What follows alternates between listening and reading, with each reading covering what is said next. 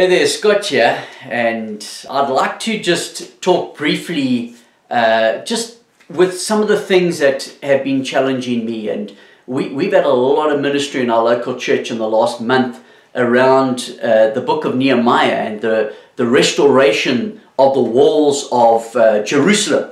And it's such a wonderful picture for us in that each one of us is a living stone, according to Peter. And so we are the spiritual building. We make up the house of God.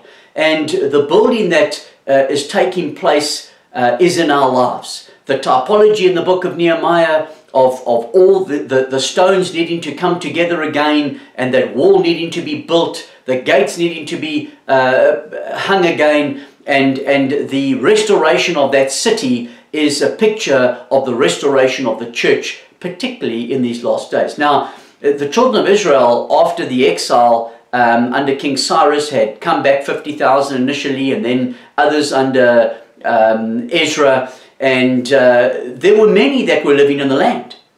And Nehemiah comes to Jerusalem 93 years later. And when he arrives, the city's still broken. It's still in ruins. Everything is a mess. The gates have been burnt. They were the line where they were when the Babylonians destroyed the city. Nothing had changed, and all the people had done in moving back to Jerusalem was learn to live among the rubble. And here's the challenge. When we look at the world today, it is so broken. Everything's broken. People's lives are broken. Marriages are broken. Children are broken. People are depressed. People are discouraged and disillusioned. The world is in a state of brokenness. And the church is a hospital. And so all the broken arrive. And the broken come into our fellowships. And sadly, many people, like the nation of Israel, they just learn to live among that brokenness. They get by. They get accustomed to the mess and the rubble all around the place. But that's not God's intent for His children. God wants restoration. God wants us to clear out the rubble. God wants us to set things in order. He wants things to be right. And He's made every provision for us to come to that place. And thank God, under the leadership of Nehemiah, with such a clear vision, the people were able to accomplish this in just 52 days. But I want to challenge us individually first. Let God deal with the rubble in our lives. Let God expose our hearts. So often we're so broken that the rubble around us it's so great that we honestly don't believe that we can ever overcome. And so we just learn to live with that brokenness. Broken relationships and heartache and pain and hurts from the past and offenses and all sorts of tragedies that have taken place in our lives, and we learn to just get by. It may seem an overwhelming thing to try and get out of the circumstance. With us, yes, it's impossible, but with God, all things become possible. And so I want to encourage us in our own lives. Let's clear it. Let's get God's order into our lives, into our marriages and our homes and with our children. And then as we build in one another's lives, we need to be patient and gracious with assisting and removing the rubble. People need to be challenged. Of course they do. And so often people have lived with stuff for so long. You know, it's like I get a picture in my mind that, you know, they've taken that rubble and they've just turned it into a nice rockery, and they've just planted flowers around it, and they just dress it so that it looks okay, but just underneath all the filth is still there.